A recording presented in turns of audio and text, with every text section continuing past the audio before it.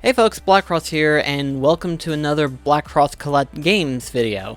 I figured instead of doing what I have been doing, because unfortunately I've been losing track of what games I've collected thus far, so instead of doing like, hey, here's all the games that I picked up and stuff, instead, I figured let's just do a milestone type thing and see where I've gotten so far in terms of my collection. And I've found out something interesting, and that is I have reached a total of 100 PlayStation 4 games. Actually, technically a little bit over 100 PlayStation 4 games, but that's beside the point. The point is, I've gotten over 100 PlayStation 4 games. And so with this video, I figured not only would I show off the collection itself of physical PS4 games that I've gotten, but also to show you a little bit of the digital forms that I've gotten towards the end of the video.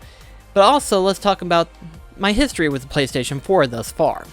Technically, I've had the PlayStation 4 just as long as I've had this channel, so it's kind of interesting. You know, I've had it for six plus years now, and so it's kind of interesting of how, like, the PlayStation 4 has been for me so far, considering the fact that the last console generation kind of left me with a little bit of some mixed opinions about stuff, you know, what with the PlayStation 3 and everything like that. And not to say that the PlayStation 3 is absolute trash, no. There had been some good stuff, you know, as well as getting the remastered versions of, like, Kingdom Hearts with the Final Mix versions, and then, of course, Final Fantasy X Final Mix. So, I can't say that I absolutely hate the system, but there have been some poorly made decisions when it comes to that particular genre of gaming, unfortunately. That realm, the PS3, the Xbox 360 and stuff. And so really, it kind of left a bad taste in my mouth. And so I originally was like, you know what, screw the next generation, I'm just going to stick with retro games, because there's just as many retro games that I have yet to have played. Well, naturally, as soon as I found out Kingdom Hearts 3 and Final Fantasy 15 was finally being developed, but also 2 was released for the PlayStation 4 and Xbox One, I was like, well, shit, well, might as well go ahead and progress, right? So, with that being said, I originally was like, okay, which one should I get? And I was probably tempted to get an Xbox One, because, you know, it's going to be released on both consoles. So what made me finally get a PS4 instead? Well, that game would be Bloodborne. And I'm glad too, because I got to experience a whole bunch of different games, a whole bunch of them that I've enjoyed and loved. So, why don't we take a look at my collection of games that I've gotten and, you know, talk through them. Naturally, of course, the first game that we should talk about is, of course, Bloodborne. When I first picked this up, I had this anticipation of that it was going to be like some kind of Van Helsing game, and instead it turned out to be much different than what I anticipated it to be. So much so that I've actually probably liked it a little bit more than I did with the original Dark Souls game. And it's funny too, because at the time, Dark Souls 1 was the only Souls game that I have played thus far, and Bloodborne being the next in line. With that being said, though, this is, of course, this console where I got involved with the Souls series, you know, Dark Souls 3, Dark Souls 2, and then, of course, with Dark Souls Remastered, along with many other Souls-like games, like, for example, Code Vein, Neo, so on and so forth. So, needless to say, if I wasn't a Souls fan before the PlayStation 4, I am most certainly now. Next to that, of course, we also have an abundance of exclusivity that is within the PS4. And while technically I haven't played a large number of exclusive titles, I did, however, played a big chunk of it. You know, what was Ghost of Tsushima, Shadow of the Colossus, and then of course Sekiro, which is of course another Souls-like game. But I feel like as though it's a little bit different than a Souls game instead. But with that being said, I've enjoyed a large amount of the exclusive titles that I've played so far with this generation of gaming. And of course, we can't forget some of the remakes that we have had thus far. Of course, 2 of them that I played is, of course, Final Fantasy VII Remake, a long talked about title, and finally released on the PlayStation 4, and I've enjoyed every moment of this first part, and what will soon be a series of parts that will come out for the Final Fantasy VII Remake series. And then, of course, in Medieval, I have always wanted to enjoy the PS1 version, but I couldn't due to how the camera angle has felt. In the remake version, however, all of that is actually fixed. It kept everything that's original and actually made it look a whole lot nicer, and I've actually enjoyed it. It's so much so that I hope that someday we can see a sequel of the remake being that of Medieval 2. Now, of course, let's talk about the remasters that we have gotten, the abundance of remasters that we have had in this collection thus far. You know, you have the Kingdom Hearts series that was released, such as like the Kingdom Hearts 1.5 plus 2.5, and then of course Kingdom Hearts 2.8. But there's an abundance of other remasters as well. Most recently, of course, I played through Uncharted 2, but of course Okami, Valkyrie Chronicles, so there's a whole bunch of remasters that I still need to play, but a whole bunch of them that I've enjoyed thus far, and I'm so glad to see the majority of them being released onto the PS4.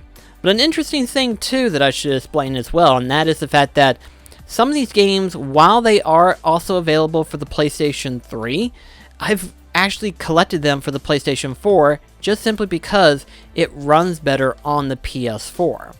And of course this makes sense. What was better hardware than the PlayStation 3? It runs a lot more smoother. You know, some of them do run at a solid 60 frames per second, if not just a little bit under, like 58 or something. I'm not sure, but overall the quality of these HD remasters are superbulous, and I'm so glad that we've gotten a whole bunch of them in the PS4. Now, just because we have the PlayStation 4, we shouldn't just solely concentrate on exclusive titles. There's a number of third-party titles that was also released for the PlayStation 4 as well as Xbox One. Although with that being said, a large amount of them, while I have played, there's still a whole bunch more that I have yet to have played, you know. Keep in mind, I played like Devil May Cry 5, Kingdom Hearts 3, Final Fantasy 15, The Witcher 3, so on and so forth. All of them have been fantastic games, and to think, the system itself has come out with a large number of them, and I'm so glad that the more games that's come out for the system, the more fun I've had with it. I have never regretted picking up the PlayStation 4. And even though whenever I did first pick up an Xbox One, there wasn't really any solid title that made me go, yeah, let's keep collecting for the Xbox One. Instead, I just kept gearing towards the PlayStation 4 naturally. There are, however, a couple of Kickstarter titles that have been brought out to the PS4 as well. Of course, you don't see Mighty Number 9 on here, but you do see games like Shovel Knight and Bloodstained Ritual of the Night. Shovel Knight being one of the first Kickstarter games that I played, and I've thoroughly enjoyed it, actually. I have yet to have gone back to it because of how many new add-ons that's been added to. Maybe I should go back into it, because a lot of the stuff is actually free add-ons when you boot up the game. You don't have to worry about purchasing them. They're just updated onto the game itself. And then, of course, Bloodstained Ritual of the Night, a very, very highly anticipated game that I've been actually looking forward to for a long time. Did it meet my expectations? I actually think it kind of did. Not as epic as I would have liked to have been, but it was still pretty enjoyable in my own personal opinion. So when it comes down to Bloodstained Ritual of the Night and Shovel Knight, both of them are solid titles to definitely go into. This is also technically the start of a generation in which where we have a series known as limited runs, you know, what was limited run game, 8-bit gaming, so on and so forth. Games that were originally only released digitally, now being released as actual physical copies. And one of the first ones that I've collected for, the Jak and Daxter series. You know, I originally played through the series through the PlayStation 2 and some of them to the PSP. But whenever I saw the collector's edition for like 1 and 2, I was really excited for it, and I decided just to go ahead and start collecting all 4 of them. And I'm glad I did, because these are by far some of the solid looking collector's editions that I have seen. My personal favorite in my collection that I have gotten. And I have to say, I'm glad that I've got these PS4 versions of Jak and Daxter.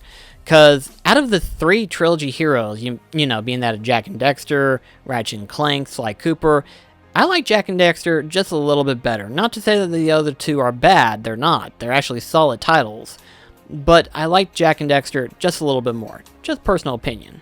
Of course, as the collection has gotten so big, I have gotten over 100 titles, which means there are just as many titles that I have yet to have played. These are, of course, just 5 of them from the top of my head that I have yet to have played yet, and that I'm looking forward to playing as of right now. Sooner or later, I'll get started on some of them. Some of them, of course, are other RPGs that I've yet to start it, and some of them are other single-player titles that were released exclusively to the PS4 that, on some level, I have been anticipated to. Some of them I kind of decided to pass on to, but now I'm looking forward to jumping into them finally. Is something that I got from PlayAsia, known as Shigahundo Limited Edition. Now, I originally got this because I knew that there wasn't going to be a physical version in America, but I also looked at the gameplay, and the gameplay looked interesting to me. I have yet to have played this yet, but I got it just because, you know, I just wanted to play it and have a physical version for myself. But eventually I'll dive into this, and whenever I do, you'll be the first to know. But yeah, I definitely have a copy from PlayAsia, technically. Now, technically, I did not get this directly from them, but I did get me a physical version of Grim Vandeco Remastered from 8-Bit Gaming. This was, of course, again, originally released only digitally, and so whenever I found out that they had a physical version, I was very impressed that they had one, so I immediately got this one. Definitely one of my personal favorite point-and-click adventure games, and definitely one that I was mostly anticipated to get, but it was only ever available for PC, and so to see a remastered version being released for console systems, much less for the PlayStation 4, I was definitely excited to try it out, but then to see a physical version of this, oh man, I'm so glad I got this one, because this is definitely one of the cool ones that I have collected thus far.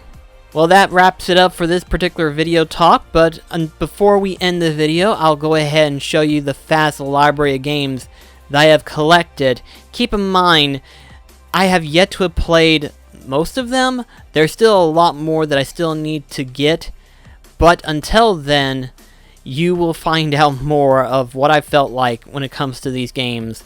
So many of them that I've collected, and so many of them I still need to play. But a lot of them I'm looking forward to, and you'll get to see them all on this channel eventually. I'll eventually get to the majority of them. It's just going to take a little bit longer time.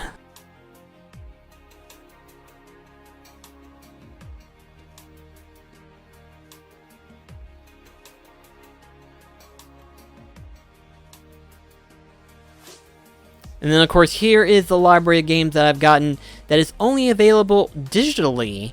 So, some of them you've seen me play, and some of them you have yet to have seen me play. So, eventually I will dive into them and, you know, play them and see how they're like and stuff. And then for the most of you, you'll get to see my reactions of them in later reviews and stuff.